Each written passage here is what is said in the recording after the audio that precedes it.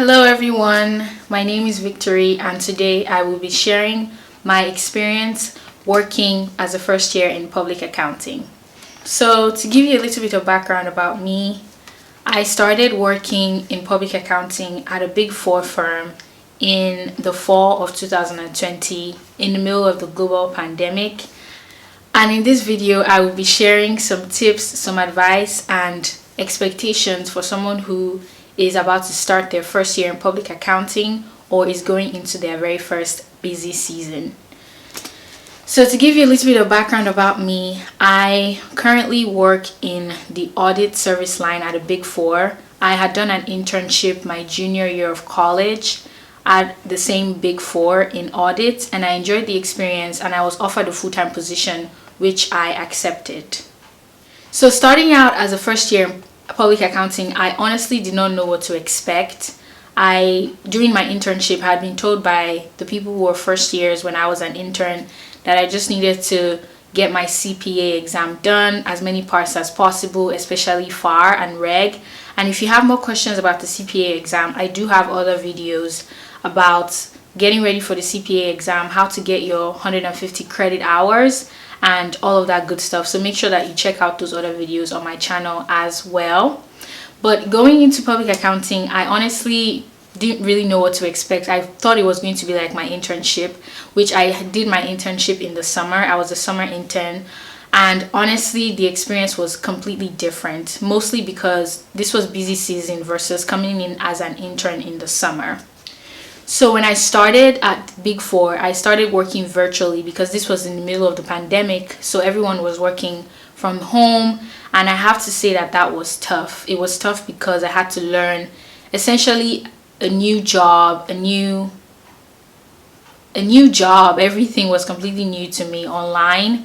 And honestly, if you're in college right now, or you're wrapping up your master's or your bachelor's and you're thinking about what you need to know coming as a first year into public accounting, it's like learning an entirely new language and then being expected to give a speech in that new language that you're just learning. That's the only analogy that I can use to explain it. A partner once said to me that in audits in Big 4, essentially what we're doing is we're building the plane as we go, and that's as crazy as it sounds. So it's a high demanding job, it's a high demanding position. You're moving very fast, you're learning very fast, and it can be tough. So my first year was really tough, especially because we're working virtually, plus having to learn everything anew. There were times when I felt like I was sitting in a dark room all by myself trying to figure things out.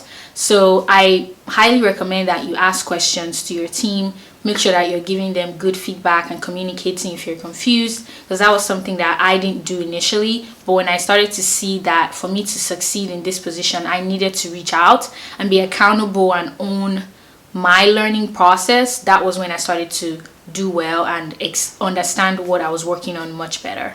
So questions about the time commitment when you're working in busy season. So like I said, I'm working in audit, and honestly the time commitment is a lot. If your client is a 12/31 year end, meaning that their fiscal year follows the traditional calendar year, that means that your busy season is most likely going to be between January and March, and around that time it means you can be working anything from 60 to 80 hours a week. So I would mentally prepare yourself for that time commitment.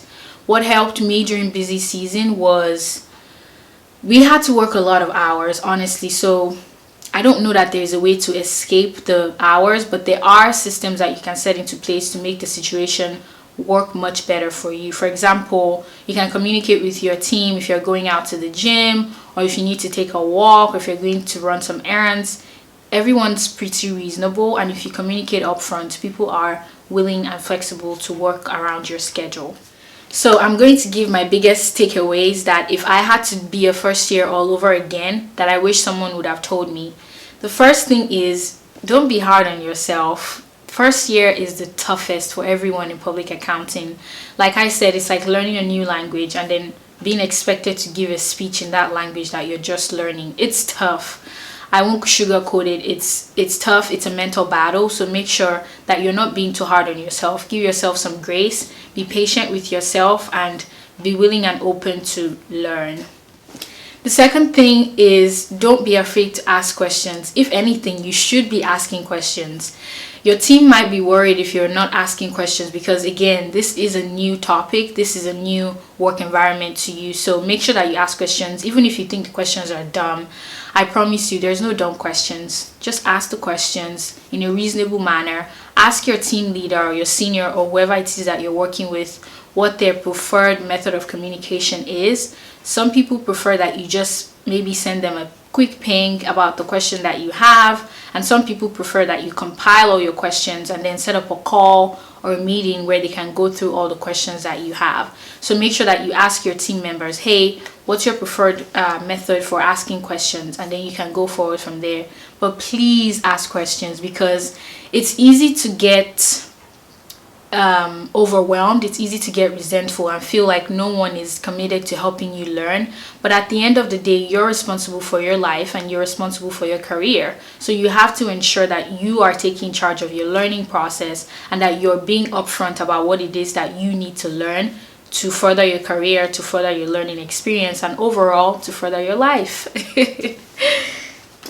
The third thing is a positive attitude goes a long way. A positive attitude will help you, first of all, not get overwhelmed, and second of all, it will present you as a team player to your team. So make sure that even if it seems like everything's on fire, that you stay calm and that you have a positive attitude. Don't be the one that's on the team complaining. Don't be the one that's on the team that always has something negative to say. Even if everyone in your circle is saying something negative or they're complaining about the client, you should have a positive attitude and it will help you stand out. The fourth thing that I would say that I wish someone had told me before I started in public accounting is please take care of your mental health. Talk to a therapist, see whoever it is that you need to see. Take care of your mental health, and this also plays a huge role in how much of a positive attitude you're able to have, because if your mind is healthy, then you're able to produce your best work. So please take care of your mental health. If that means taking breaks, if that means scheduling wellness activities, a lot of Big 4 companies are very passionate about employees' health and wellness. So all of those programs that are provided to you, make sure that you take advantage of those as well. The fifth takeaway from my first year in public accounting is to make sure that you separate your work and your personal life. Now, I know that I said you might work 60 to 80-hour weeks, so you might be wondering, how do I separate my personal and my work life if I'm working so much? It's tough to do, but it can be done, and the easiest way to do that is to set boundaries and communicate those boundaries with your team. So if your boundary is, I don't work weekends, it doesn't matter how many emails people send to you, you won't respond until Monday morning. Just make sure that you've communicated that with your team. And also, it's okay to ask your team, hey, what are the expectations for this role? That's a great question to ask when you're rolling off a client, when you're going on to a different client or a different team to work. Always ask them what their expectations are. Do they expect you to log on at 9 a.m. and log off at 6? Do they expect you to take an hour lunch at 12 or at 1 or at 11? Make sure that you ask what the expectations are. These are just upfront things that you need to communicate with your team so that you know what their expectations are. But make sure that you also communicate what your expectations are, what your boundaries are. If you have children, do you need to leave at maybe 3 o'clock to pick them up from school or to help them settle in? Are you helping your children learn or do their virtual learning? Just communicate. The biggest thing, honestly, is communicate. No one can read your mind, right? A lot of people, some people in public accounting get hateful and resentful and overwhelmed by the work, and I will admit it's a lot of work. But what you can do to avoid that burnout is to communicate your expectations. Make sure that you're talking to your team leader. Most people are willing to help you, so just communicate. Remember, no one can read your mind, so make sure that you communicate what your expectations are and ask your team for what their expectations are as well. Alright friends, that's the end of this video. I hope that you enjoyed learning about my first year in public accounting, and I hope that some of these tips that I gave you help you as you go into your first year in public accounting or your first year working just fresh out of college. Adulthood can be tough, but again, when you communicate and when you ask people what their expectations are, you're setting yourself up for success. And I will see you in my next video. Bye.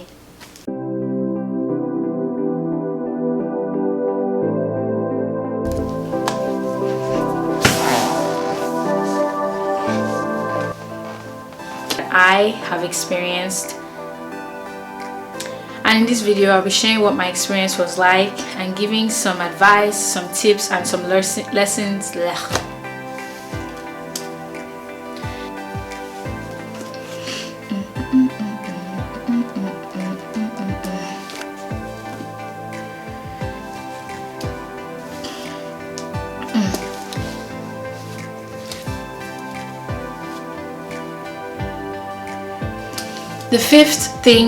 The fifth